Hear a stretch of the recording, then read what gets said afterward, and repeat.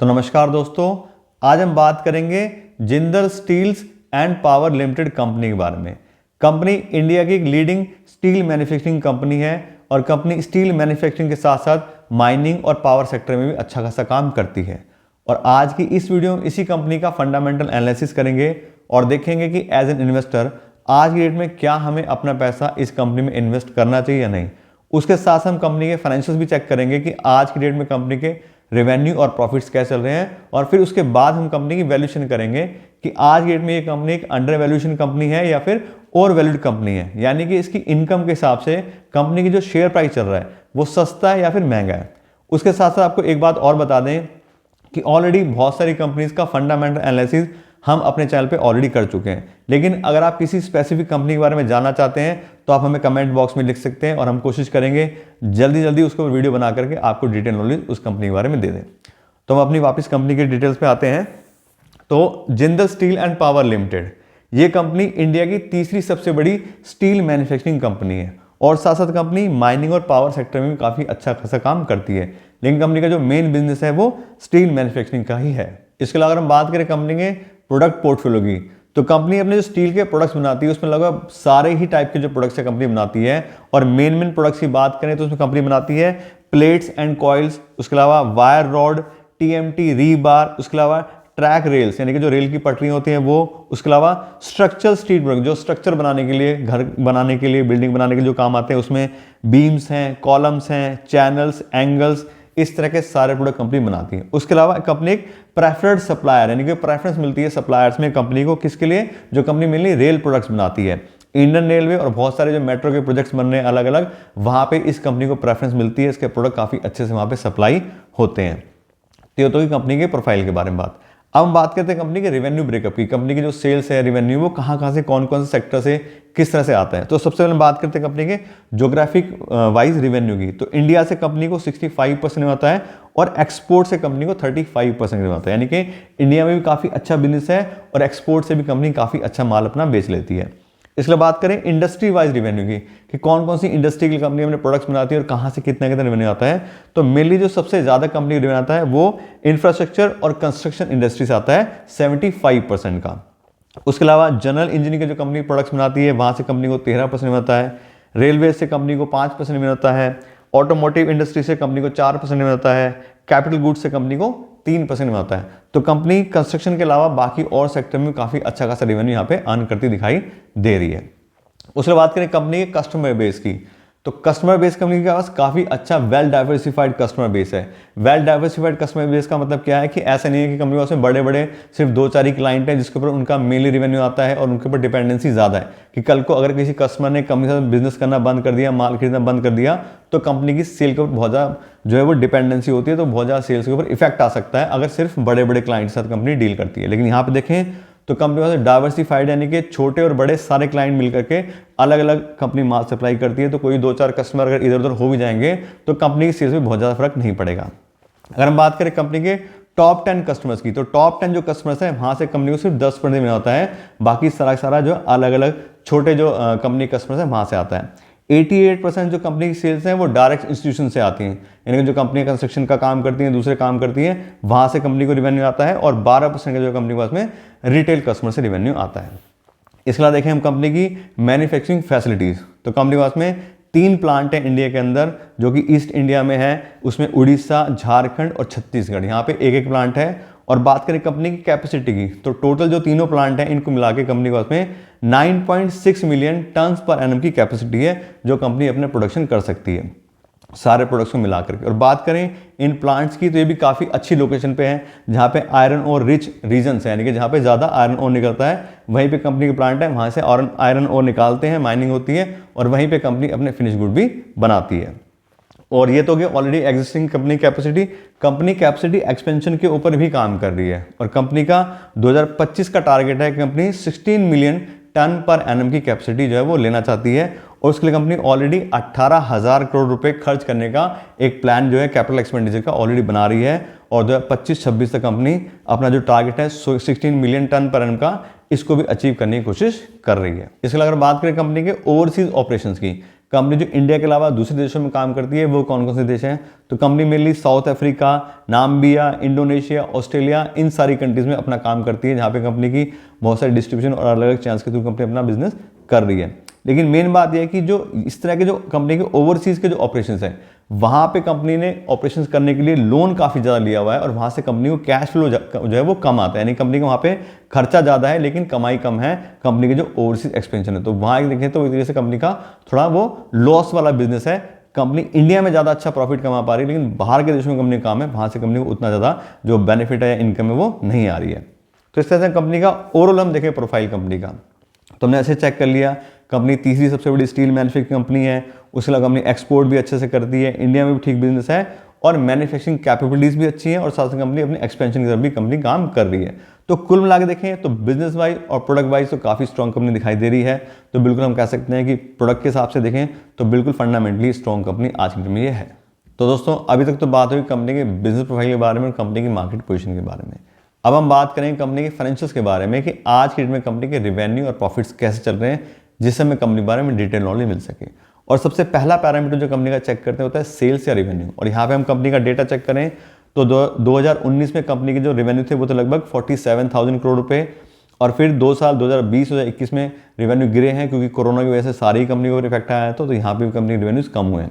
उसके अलावा फिर देखें तो 2022 में फिर अच्छे से इंक्रीज हो गए 51,000 करोड़ और 2023 में 53,000 करोड़ के आसपास की कंपनी के रेवेन्यू आए हैं। तो रेवेन्यू की बात करें, सेल्स की बात करें तो कंपनी ने काफ़ी अच्छी ग्रोथ पिछले 5 सालों में दिखाई है। अगर हम बात करें कंपनी ग्रोथ के CAGR की तो 10% के ठीक ठाक CAGR से कंपनी ने ग्रोथ दिखाई है, यानी कि बहुत ज़्यादा एक्स्ट्राऑर्डिनरी तो ग्रोथ नहीं है लेकिन फिर भी अच्छी ग्रोथ है कंपनी की सेल्स के अंदर। उसके बाद बात करें अगले पैरामीटर की, तो अगला हमारा पैरामीटर है ऑपरेटिंग प्रॉफिट मार्जिन। यहाँ पे देखें तो 18% 2019 में, फिर 2020 में भी 18%, फिर 2021-22 में एकदम से शूट हुआ कंपनी का ऑपरेटिंग प्रॉफिट मार्जिन 32% का, 30% का, और 2023 में फिर से 19%। तो 18-19% की हम एवरेज मान के चलते हैं कि कंपनी का ऑपरेटिंग प्रॉफिट मार्जिन है और इस इंडस्ट्री के हिसाब से अच्छा मार्जिन है ये। कंपनी अच्छे से अपनी इनपुट कॉस्ट को मैनेज कर रही है, अच्छे से अपने सेल्स प्राइस को मैनेज कर रही है, इसलिए हम देखें तो कंपनी इतना अच्छा ऑपरेटिंग प्रॉफिट मार्जिन ले रही है अपनी इंडस्ट्री के हिसाब से। उसके बात करें नेक्स्ट पैरामीटर की, तो नेक्स्ट हमारा पैरामीटर है नेट प्रॉफिट। और यहाँ पे देखें तो 2 साल में कंपनी को यहाँ पे लॉस आया 2019 के अंदर और 2020 के अंदर। उसके अलावा देखें तो पिछले 3 साल से काफ़ी अच्छा कंपनी अपना नेट प्रॉफिट मैनेज कर रही है। लेकिन फिर हम बात करें तो ये कंपनी का नेगेटिव पॉइंट है कि कंपनी को 2 साल में यहाँ पे लॉस आया है। 2020 की बात करें तो वहाँ तो कोरोना का टाइम था तो फिर भी एक बार को हम चल जाता है, लेकिन 2019 में तो सब कुछ ठीक था, वहाँ पर भी कंपनी को नेट लॉस आया है। तो ये थोड़ा सा कंसर्निंग पॉइंट कंपनी के साथ में हमारा रहेगा। उसके बात करें अगले पैरामीटर की, तो अगला हमारा पैरामीटर है फ्री कैश फ्लो। यहाँ पे देखें तो पिछले 5 साल से लगातार हर साल company free cash flow generate कर रही है, काफ़ी अच्छे से फ्री कैश फ्लो मैनेज कर रही है। ये बहुत ही अच्छा साइन है। कंपनी जो है सारा खर्चा करने के बाद भी कंपनी को काफ़ी पैसा यहाँ पे देखें तो बच रहा है उनके सारे खर्चे होने के बाद में, तो ये भी एक पॉजिटिव पॉइंट है। उसके बात करें अगले पैरामीटर की, तो अगला हमारा पैरामीटर है डिविडेंड पे आउट परसेंटेज। यहाँ पे देखें तो पिछले 5 साल से कंपनी ने कोई भी डिविडेंड पेमेंट नहीं करा है। क्यों नहीं करा है? क्योंकि ये जो इस तरह की इंडस्ट्री है यहाँ पे बहुत ज़्यादा पैसे की रिक्वायरमेंट होती है, तभी ये कंपनियाँ रन करती हैं। तो अगर ऑलरेडी कंपनी को पैसे की रिक्वायरमेंट है तो वो डिविडेंड पेमेंट नहीं करती हैं और अपने पैसे को बिजनेस में ही इन्वेस्ट करती हैं, इसलिए कंपनी यहाँ पे डिविडेंड देने वाली कंपनी ये नहीं है। इसके अलावा बात करें हम अगले पैरामीटर की, तो अगला हमारा पैरामीटर है डेट बाय इक्विटी रेशियो। और डेट बाय इक्विटी रेशियो एक इंपॉर्टेंट रेशियो होता है जिससे हमें ये पता लगता है कि कंपनी अपना पैसा लगा के कितना बिजनेस कर रही है, कंपनी लोन कितना लिया हुआ है। अगर कोई भी कंपनी ज़्यादा लोन होल्ड करती है तो उतनी ज़्यादा रिस्की कंपनी बन जाती है, क्योंकि उसके ऊपर इंटरेस्ट बर्डन आता है और साथ साथ जो लोन का पैसा है वो भी कुछ सालों में उसको बिजनेस से निकाल के वापस करना पड़ता है। तो कोई भी कंपनी अगर हाई डेट होल्ड करती है तो मतलब वो हाई रिस्की कंपनी है। और यहाँ पे देखें तो इस कंपनी का डेट बाय इक्विटी शेयर है 0.32, यानी कंपनी लोन होल्ड करती है ठीक ठाक अमाउंट में, बहुत ज़्यादा एक्स्ट्राऑर्डिनरी तो नहीं है, लेकिन फिर भी कंपनी थोड़ा बहुत यहाँ पे लोन देखें तो होल्ड करती है। यानी कि 100 रुपये अगर आपने लगाए हैं तो 32 रुपये का उसके अगेंस्ट कंपनी लोन भी लिया हुआ है। ये 0.32 रेशियो का मतलब है। अब अगर कोई भी कंपनी लोन होल्ड करती है, डेट होल्ड करती है, तो उसके प्रॉब्लम क्या आती है? इंटरेस्ट पेमेंट की। तो उसके अगेंस्ट हम अगला जो पैरामीटर चेक करते होता है इंटरेस्ट कवरेज रेशियो, यानी कि कंपनी का जो लोन लिया है उसके ऊपर जो भी उसको इंटरेस्ट पेमेंट करना है उसके अगेंस्ट कितना पैसा उसके पास अवेलेबल है, कितना गुना पैसा अवेलेबल है कि अगर बिजनेस में कोई अप डाउन भी आए तो कंपनी आराम से अपना इंटरेस्ट पेमेंट कर सके। उसके लिए जो रेशियो होता है वो होता है इंटरेस्ट कवरेज रेशियो। और इस कंपनी का इंटरेस्ट कवरेज हो रहा है 5.5 टाइम्स, यानी कि जो पैसा कंपनी को हर साल इंटरेस्ट पेमेंट करना है उसका 5.5 गुना पैसा कंपनी में ऑलरेडी अवेलेबल है, यानी कि अगले 5 साल तक का कंपनी इंटरेस्ट जो आराम से पेमेंट कर सकती है। इस 5.5 टाइम्स का ये मतलब है। तो 4 टाइम्स या 5 टाइम कंपनी का ICR होता है, यानी कि इंटरेस्ट कवरेज होता है, तो उस कंपनी ठीक ठाक मानते हैं, ठीक कंपनी डेट जरूर होल्ड करती है लेकिन अपने इंटरेस्ट को आराम से पेमेंट कर लेगी। तो इस हिसाब से देखें तो कंपनी डेट जरूर होल्ड करती है लेकिन फिर भी काफ़ी अच्छी पोजीशन में अपने इंटरेस्ट को पेमेंट करने के लिए। उसके बाद करें कंपनी के अगले पैरामीटर की, तो अगला हमारा पैरामीटर है रिटर्न ऑन इक्विटी। और रिटर्न ऑन इक्विटी से नाम से पता लगता है कि जो कंपनी के साथ इन्वेस्टर अपना पैसा इन्वेस्ट करते हैं एज एन इक्विटी, कंपनी उसके पैसे के ऊपर कितना रिटर्न जनरेट करती है उसको हम बोलते हैं रिटर्न ऑन इक्विटी। और यहाँ पे देखिए तो लास्ट ईयर कंपनी का रिटर्न इक्विटी आ रहा है 11% का, और ये हमारे बेंचमार्क से कम है। 15% या उससे ज़्यादा किसी भी कंपनी का अगर रिटर्न ऑन इक्विटी होता है उसको काफ़ी अच्छी कंपनी माना जाता है। इस कंपनी का 11% आ रहा है तो ये थोड़ा लोअर साइड पे जा रहा है। और सिर्फ लास्ट ईयर की बात नहीं है, पिछले 5 साल का भी हम कंपनी का देखें तो रिटर्न इक्विटी आ रहा है 8%, यानी कि 15% के मार्क से आधा। तो रिटर्न इक्विटी मान देखें तो उसमें कंपनी लोअर साइड पे जा रही है। तो इस तरह कंपनी का अगर हम ओवरऑल सारे यहाँ पे फाइनेंशियल चेक करें तो ठीक ठाक फाइनेंशियल कहे जाएंगे, बहुत ज़्यादा अच्छे भी नहीं है, बहुत ज़्यादा खराब भी है। क्यों? क्योंकि पिछले 5 साल में 2 साल कंपनी ने लॉस भी दिखाया यहाँ पे, उसके अलावा कंपनी डेट भी होल्ड करती है और कंपनी का जो रिटर्न इक्विटी है वो भी काफ़ी कम है। लेकिन फ्री कैश फ्लो कंपनी अच्छे से मैनेज कर रही है, वो एक अच्छा पॉइंट है, और डिविडेंड पेमेंट करने वाली कंपनी नहीं है। तो कुल मिला के बात करें तो ठीक फाइनेंशियल है, और हम देखें तो ऐसा कोई बहुत ज़्यादा नेगेटिव भी नहीं है, लेकिन बहुत ज़्यादा एक्स्ट्रॉर्डिनरी फाइनेंशियल भी कंपनी होल्ड यहाँ पे नहीं करती है। दोस्तों अभी तक तो बात हुई कंपनी के फाइनेंशियल के बारे में, कंपनी के बिजनेस प्रोफाइल के बारे में।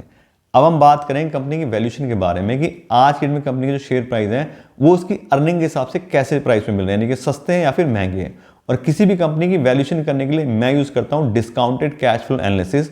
उसके अंदर हम कंपनी को फ्री कैश फ्लो के ऊपर वैल्यू करते हैं, कंपनी कितना फ्री कैश फ्लो जनरेट कर पा रही है, उसके हिसाब से उसकी कितनी वैल्यू बनती है।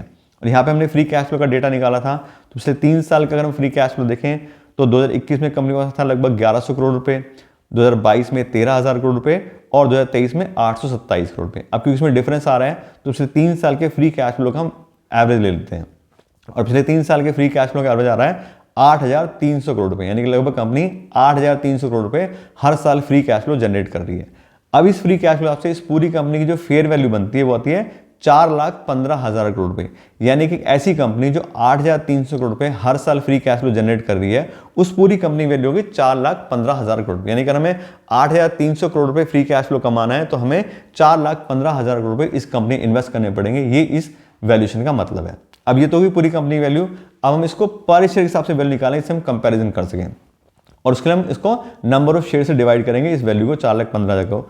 तो पर शेयर की जो कंपनी की वैल्यू आ रही है वो आ रही है 4,070 रुपए, यानी कि अगर हम 4,070 रुपए पर शेयर के हिसाब से Jindal steel and power limited company invest करेंगे तो कंपनी को फेयर प्राइस पे खरीदेंगे कि ठीक है कंपनी इतना फ्री कैश फ्लो जनरेट करती है तो उस हिसाब से इतनी इसकी पर शेयर की वैल्यू बनती है।